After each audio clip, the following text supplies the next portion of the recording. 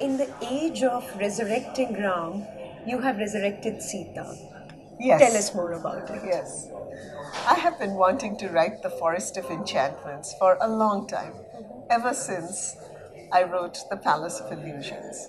Because having given Draupadi a voice, I wanted to focus on Sita, who is a real icon of Indian womanhood.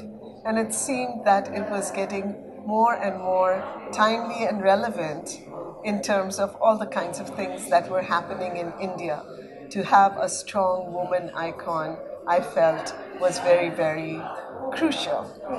The character of Sita has always been seen within the framework of domesticity and her devotion towards her husband. How is your Sita different, or is it any different? It's definitely different, and the popular narrative of Sita, exactly as you said, which has come down to us, is actually not accurate.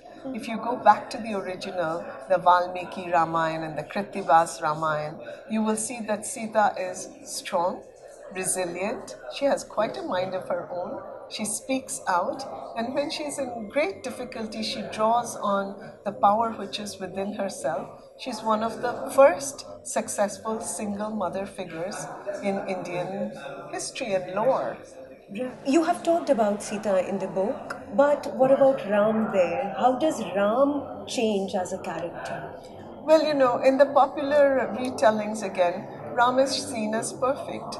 Now, Valmiki was a great writer. In his epic, no one is perfect, everyone is nuanced. And I hope in Forest of Enchantments, I've managed to show Ram in his complexity and his nuances. He's not perfect, but it's not as simple as saying Sita is good and Ram is bad. No, they are two people who love each other differently, but they have different value systems. And I hope I've been able to bring that out. So, what are the defining features of your Ram and your Sita? Well, my Sita she is very intelligent. All right, she is also sometimes headstrong when she wants that golden deer. She wants that golden deer, but she does not sit down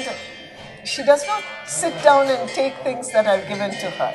But she also fights when she needs to. She fights against Ravan. Ravan is never able to do anything to her. And when she is abandoned in the forest, she has some very clear things she wants to convey to Ram. And then, having conveyed those things through Lakshman, she focuses on what she can do, which is bring up her children. So Sita is, in fact, a strong but wise woman. She puts her efforts where it's best utilized. Were you conscious while writing this book that you were perhaps negotiating a minefield of sorts, because sensibilities around Ram and Sita are quite touchy, I would Yes, say. I was aware of that and I was careful about it. But I figure no one can really fault what I'm doing, which is Sita is a wonderful icon of Indian womanhood. She is a wonderful character, and I am just showing her in all her complexity, all her wonderfulness, her strength, so that she can be a true icon for women today. But have you steered clear of showing her faults, No, if there I are think any? she has faults. They're not really major. She is overall a very good person. But she has to do things. She loses her temper. As I said, she wants things she doesn't. She gets upset sometimes, Right. just like all of us. I think it's very important for us to show that icons are also human, so that women are not held to some impossible standard of perfection and purity. That's just not good for us. Right. Thank you so much, Chitra.